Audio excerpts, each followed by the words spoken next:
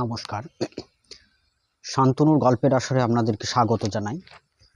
আজকের গল্প পুনর্জন্ম লাভ।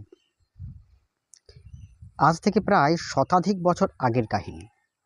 সব যাত্রীর দল শ্মশানঘাটে একটি মৃতদেহ নিয়ে এলো। 18 বছর বয়সী ব্রাহ্মণ সন্তান আকস্মিক অসুস্থতায় মৃত্যুমুখে পতিত হয়েছে। বৈতরণীর তীরে চিতা প্রস্তুত হলো। ভাই, বন্ধু, আত্মীয় স্বজন যারা কাছে ছিলেন সকলেই কেঁদে আকুল। সুদূর প্রবাসে ছেলেটি মারা গেল। বাপ মায়ের কাছে কি করে এই মর্মান্তিক সংবাদ তারা দেবে? উপায় নেই। মারা যখন গেছে তখন তাকে নিয়ে আর কান্নাকাটি করে কী লাভ? যথারীতি সংস্কার অনুযায়ী মৃতদেহকে প্রজ্বলিত চিতায় তুলে অগ্নিসংযোগ করার জন্য যখন প্রস্তুত, ঠিক সেই মুহূর্তে এক গম্ভীর কণ্ঠ শোনা গেল, স্থির ভব। সকলে চমকে উঠে তাকিয়ে দেখেন এক দিব্যকান্তি জটাজুটোধারী দীর্ঘদেহী সন্ন্যাসী ধীর পদক্ষেপে মৃতদেহের পাশে এগিয়ে গেলেন। বেশ কিছুক্ষণ ধরে কি যেন দেখলেন, তারপর বললেন, আরে এ তো মরেনি, তোমরা একে এখানে নিয়ে এলে কেন?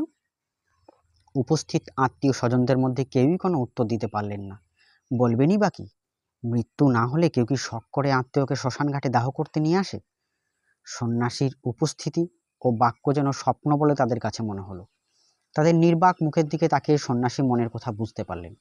মৃতের মুখের দিকে কিছুক্ষণ স্থির দৃষ্টিতে তাকিয়ে রইলেন তিনি। দেখতে দেখতে মৃতদেহে যেন প্রাণের স্পন্দন লক্ষ্য করা গেল। অল্পক্ষণের মধ্যেই চোখ মেলে তাকালো। এবার সন্ন্যাসী তার কুমণ্ডল থেকে জল নিয়ে যুবকের দেহে ছিটিয়ে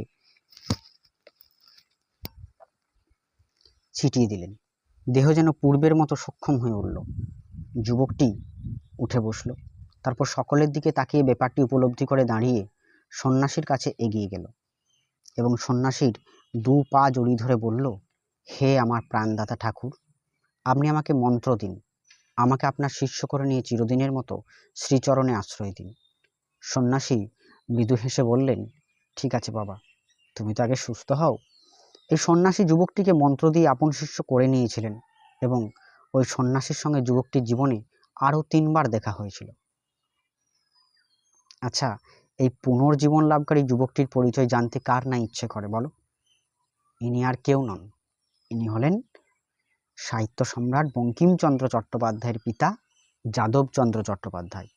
তার জীবনের এই যে অলৌকিক ঘটনাটি প্রাচীন ভারতের মুনি ঋষিদের কথা স্মরণ করিয়ে দেয়। নমস্কার বন্ধুরা।